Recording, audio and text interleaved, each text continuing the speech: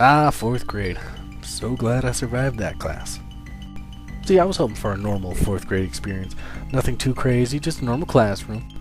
Me, other students, and your average run-of-the-mill teacher. Simple, right? Well, that's when things get a little complicated. My fourth grade teacher had two issues. One of them was that she was overly Catholic, and because it was a private school, she thought it was in her power and the power of God to convert anyone that wasn't Catholic to her religion. The second was, she hated me. I don't know why she hated me, probably related to the first reason, but either way, we didn't get along.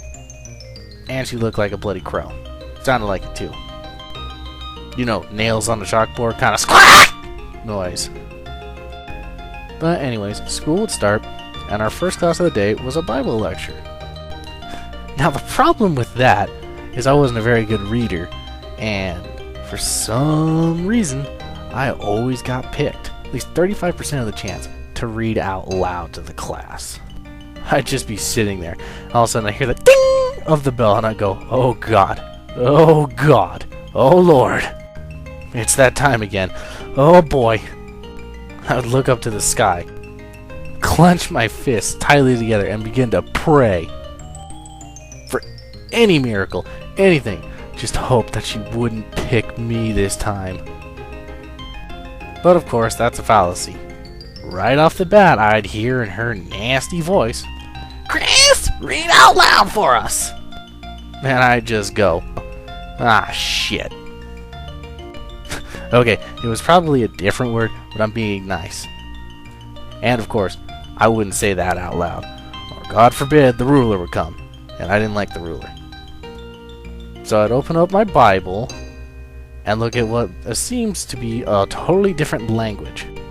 Text barely able to be read, something out of a nightmare, or at least for me it was a nightmare, and I'd begin reading out loud. I'd butcher words all over the place, like reading Genosis wrong out loud, and all the while I'm stuttering, and then I get this creeping feeling that this lady that hates me is literally almost standing over me, waiting for me to screw up, just eating every second of it and savoring it, just going, your pain, it stings me, and all the while I'm just panicking, sweating, you name it. And this caused me to stutter and make even more mistakes when I was reading out loud. But the worst part was when I was done, she would take me from my desk up to the board and have me write what I just read. So I'd write, or if you could call it writing, my handwriting was atrocious too, and it was on a board, whatever sentence I read. And then she'd be all, "Where's the verb?"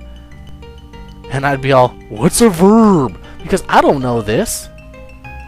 And I'd give her a puppy dog look, something so pitiful anyone would answer the question. But no, she would drag it out by saying, "You tell me, Chris, what's a verb?" And at this point, my brain is like popcorn. I'm just exploding with anger, rage, and frustration, all at this one single person who won't answer my question. And if I had the courage I have now, I would have been, "Woman, answer my question! Do your goddamn job and tell me what a verb is! You're the teacher, I'm the student, I asked you a question. How am I supposed to answer your question with a question? I don't know what a verb is!" But of course, I was young, scared, terrified, and a little bit stupid. My brain was all over the place when I was young, and Lord knows where it was probably at that time. So I just stood there awkwardly and stared at her, and she stared at me until finally she'd be all, "Chris, go back to your seat!"